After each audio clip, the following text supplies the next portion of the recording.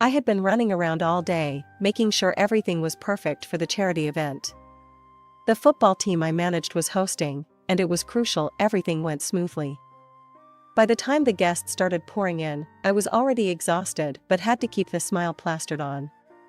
I was checking the auction items when I first saw him. John was hard to miss. He was handing out programs at the door, his smile genuine and reaching his eyes. I figured he was just another volunteer, but something about him caught my attention. "Need a hand with those?" His voice was warm as he approached me by the auction table. I looked up, a bit startled.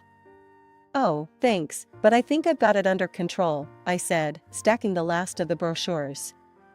"Sure looks like it," he chuckled, glancing around at the well-organized venue. "John," he extended his hand, which I shook, feeling his firm grip. "Emily," I introduced myself, trying to ignore the little spark that shot through me at the contact. "So, Emily, you run this whole operation?"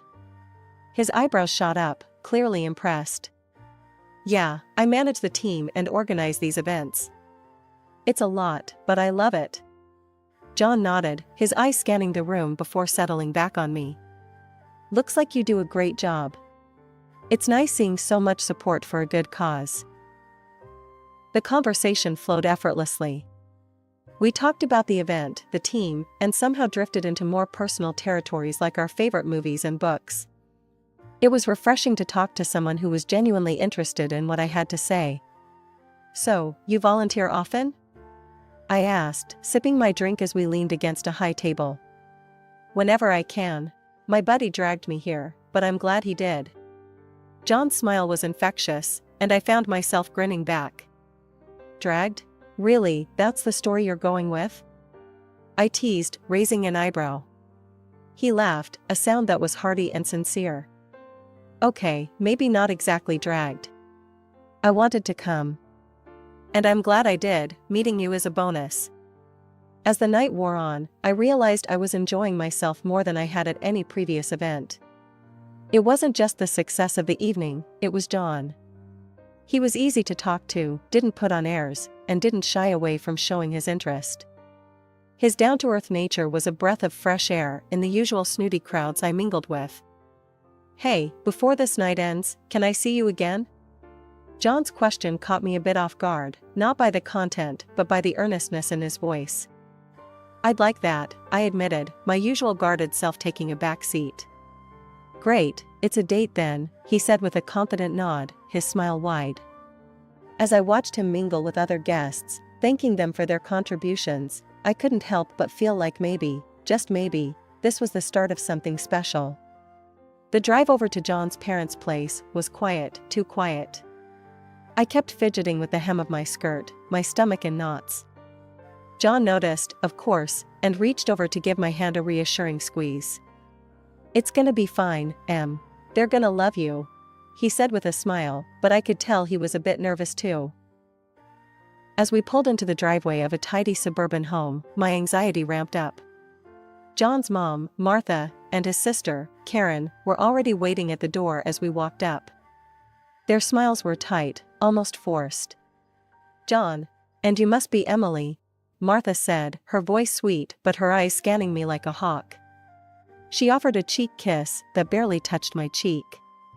"Nice to meet you, Mrs. Smith," I managed to say, trying to sound confident. "Please, call me Martha. And this is Karen." She gestured to a woman who looked a lot like John, but with sharper edges. Karen's smile didn't quite reach her eyes as she shook my hand. "Heard a lot about you, Emily." John can't stop talking. The inside of the house was as neat as the exterior, every piece of furniture and decor perfectly in place. We sat down in the living room, and the small talk started, the kind that pricked at you under the surface.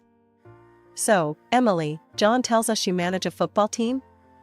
That's an interesting choice for a career," Martha said, her tone dripping with something that sounded like disapproval. I shifted in my seat, feeling the weight of her judgment. "Yes, I love sports, and it's a fulfilling job. The team is like a family." "A family of big, burly men," Karen chimed in, her words sharp. "Must be tough, keeping them all in line." I laughed, a bit uneasy. They're not that hard to manage, really. We respect each other a lot. Dinner was served shortly after, and the atmosphere didn't get any lighter. Every question felt like a test, every answer I gave scrutinized. Martha passed the salad. I suppose in your line of work, you don't get much time for finer pursuits? Reading, art? I find time, I said, keeping my tone light. I love reading. And I do enjoy art when I can. Karen snorted softly. What's your favorite book then? I mentioned a recent bestseller, a thriller I'd actually enjoyed quite a bit. Ah, light reading, Karen dismissed it quickly. I prefer classics myself. More depth, you know?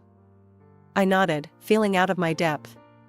The meal continued with more of these little jabs, veiled in politeness, but sharp enough to sting. John tried to change the subject a few times, bringing up neutral topics like movies and vacation plans, but the tension hovered like a cloud over the table. After dinner, John and I helped clear the table, and he whispered, "You okay?" "Yeah, just didn't realize it would be an interrogation," I whispered back, trying to smile. We said our goodbyes soon after, Martha's farewell as cool as her welcome. "Lovely to meet you, Emily. We must do this again soon," she said, her smile tight. As John and I walked back to the car, I felt a mix of relief and frustration. Relief that the evening was over, and frustration that it hadn't gone as I'd hoped. Wedding planning was supposed to be fun, or so I thought. But every decision felt like walking through a minefield with John's mom and his sister having an opinion on everything. From the color of the napkins to the seating arrangements, nothing escaped their scrutiny. "Really, Emily, chartreuse for the bridesmaids? It's such a vibrant choice," Martha had said one afternoon, eyeing my color swatches like they were toxic waste. I tried to keep my cool, clenching my fists under the table. "John likes it. It's lively, don't you think?" Karen had snorted, flipping through a bridal magazine. "If you're aiming for lively, sure. Most would prefer classy, though." Their comments were like little jabs, constant and stinging. John did his best to back me up, but there were moments I saw him caught in the middle, trying to please everyone. As the big day drew closer, the remarks didn't let up. We were at the final tasting for the wedding menu when Martha brought up the guest list again. "So, Emily, you've really invited your entire team? All those men?" Her tone was as smooth as silk, but the implication was clear. "Yeah, they're a big part of my life," I replied, trying not to let her see she was getting to me. "They're looking forward to celebrating with us." Karen chimed in, her voice dripping with false concern. "Isn't that a bit inappropriate? I mean, it's your day, but you know, appearances and all." I bit back a sharper retort, settling for, "They're just friends, Karen. John knows them well." John jumped in then, his voice firm. "Emily's right. They're great guys. Let's focus on the food, huh? How's the chicken?" He was trying, I'd give him that. The wedding day itself was a blur of smiles, dances, and thankfully, minimal drama. Martha managed to keep her comments to a minimum, and Karen was too busy judging the flower arrangements to stir up much trouble. At the reception, though, after a few glasses of champagne, Karen found me alone by the bar. "Emily, just a heads up, Mom and I will be keeping an eye on things, you know, after the wedding." Her words slurred slightly, but her sharp gaze told me she was sober enough to mean what she said. I frowned, turning to face her fully. "What's that supposed to mean, Karen?" "Just that, we care about John. A lot. We're here to protect him, from whatever might come." She patted my hand in a patronizing way that made my skin crawl. I took a deep breath, counted to 10, and decided to let it go for the night. For John's sake, I plastered on a smile and rejoined the party. The rest of the evening went off without a hitch, and John and I slipped away, finally married and ready to start our life together. As we drove off to our honeymoon, his hand in mine, I felt a mix of joy and apprehension. The wedding was over, but something told me the real challenges were just beginning. The news hit like a wave when I found out I was pregnant. Overjoyed, I couldn't wait to tell John. We'd been talking about starting a family, and this felt like the perfect next chapter for us. John's reaction was everything I hoped for. His eyes lit up, and he lifted me off the ground in a bear hug right in the middle of our kitchen. "We're gonna have a baby," he exclaimed, laughter and tears mixing on his face. It was a moment of pure happiness, one I wanted to bottle up and keep forever. But then came the hard part, telling his family. Given the cold shoulder I'd gotten so far, I was nervous. We decided to break the news at a family dinner that Sunday. As we drove over, John squeezed my hand, trying to be reassuring. "Whatever happens, we're in this together, right?" he said, glancing over at me with a smile. "Right," I nodded, but the knot in my stomach only tightened. Dinner was already tense when we arrived. Martha was her usual self, controlling the conversation, while Karen seemed on edge, barely acknowledging my presence. When dessert was served, John decided it was now or never. "So, we have some news," he began, his voice steady but filled with excitement. Martha and Karen turned their full attention to us, forks paused midair. "We're expecting a baby," I said, managing a smile despite the anxiety. Martha's reaction was hard to read at first. She just sat there, blinking, before forcing a smile. "Well, that's wonderful news," she said, her voice a bit too high-pitched. Karen, on the other hand, didn't bother hiding her feelings. "A baby, huh? You sure it's John's?" Her words cut through the air, sharp and cold. John's face turned red, and he slammed his hand on the table. "Karen, what the hell?" I felt a chill run down my spine, but I forced myself to speak. "Yes, I'm sure." "Why would you even say that?" Karen shrugged, looking from me to John with a smirk. "Well, you work with a lot of men, Emily. It's a fair question." "That's out of line, Karen. Totally out of line," John shot back, his tone harsh. Martha intervened then, her voice soothing but with an undercurrent of steel. Now, let's not jump to conclusions. We're just surprised, that's all. Right, Karen?" Karen muttered something under her breath and pushed her chair back.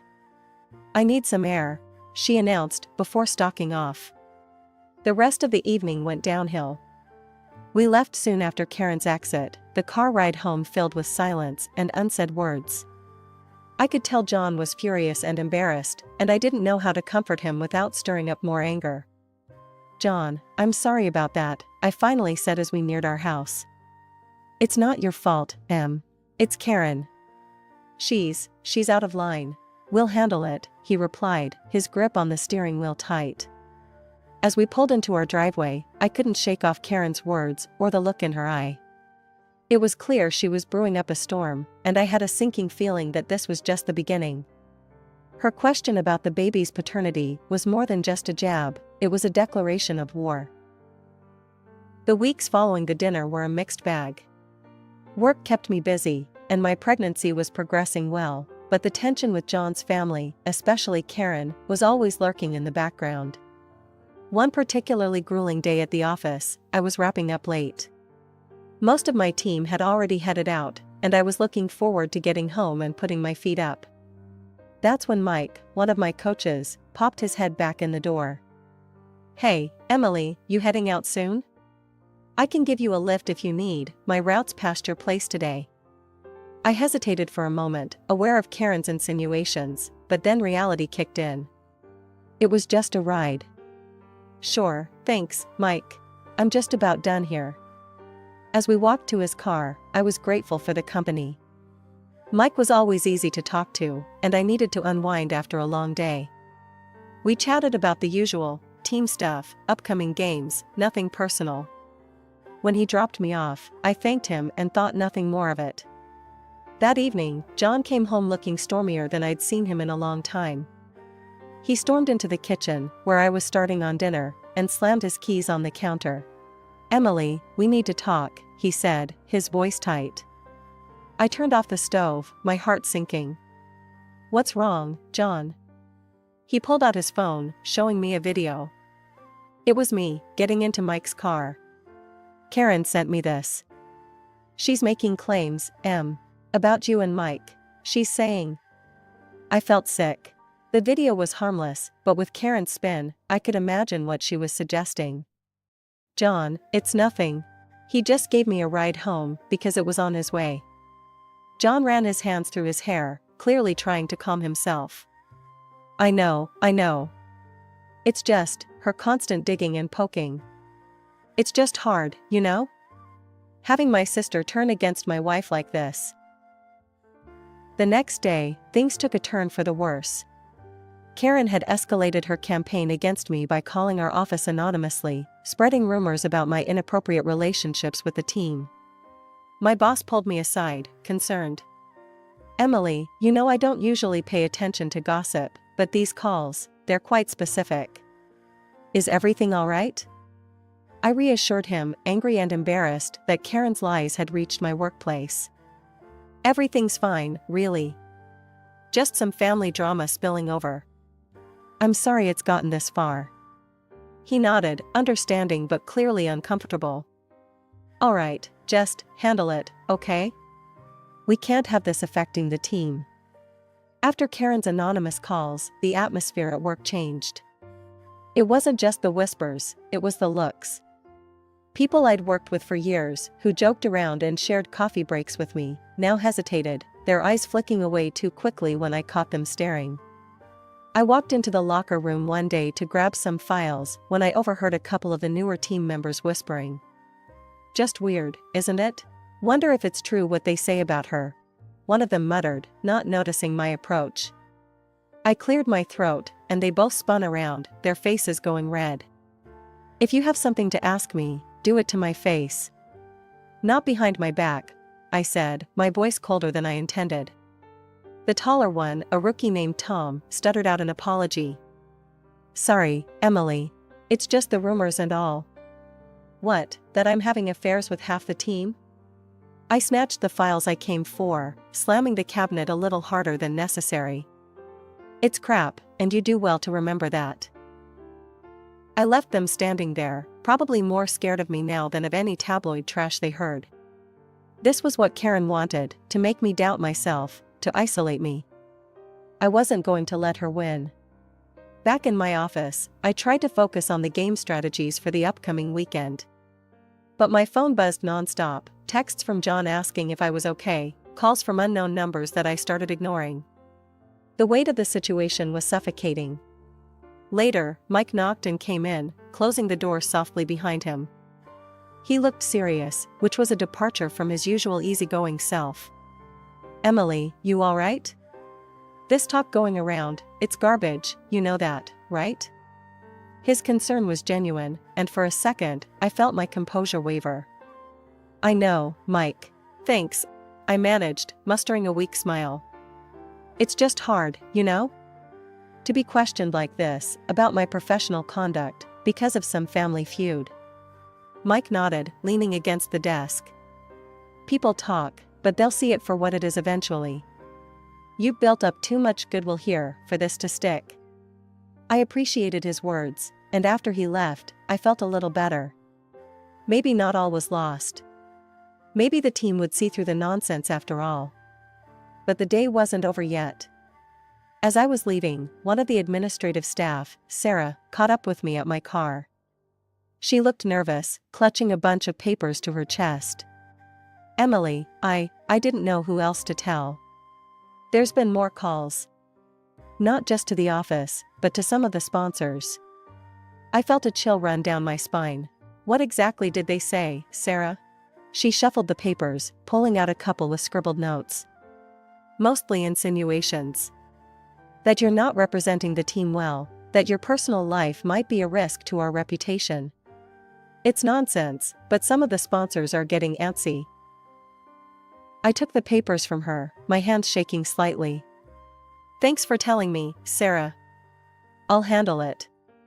Driving home, I felt the weight of the world on my shoulders. How could I fight this?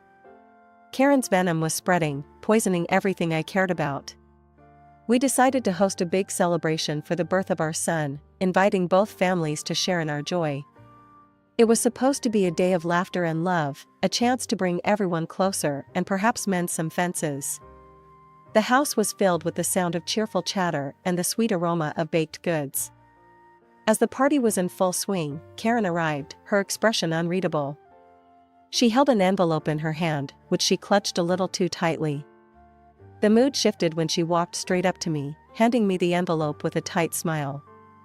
"Happy holidays, Emily," Karen said, her voice dripping with faux sweetness as she slid the envelope across the table toward me. "What's this?" I asked, not touching the envelope, feeling John's grip tighten. "A little gift. For peace of mind," Karen replied, her eyes glinting with malice. I glanced at John, who nodded slightly, and I steeled myself before opening the envelope. Inside was a paternity test voucher. My heart sank, but I wasn't about to give her the satisfaction of seeing me upset. "You serious right now, Karen?" John's voice was low, dangerous. "Why not prove it, Emily? If you're so sure," Karen taunted, leaning back in her chair, a smirk playing on her lips. I looked around the table at the shocked faces of the family. Then, something in me snapped. I was done being the victim in Karen's twisted little game. "You want a test, Karen? Fine. Let's do it. Let's clear the air once and for all," I said, my voice steady even though my heart was pounding. John was staring at Karen, his expression hard. "And when it shows that I'm the father, Karen, I want you to stop this." "Stop all your crap."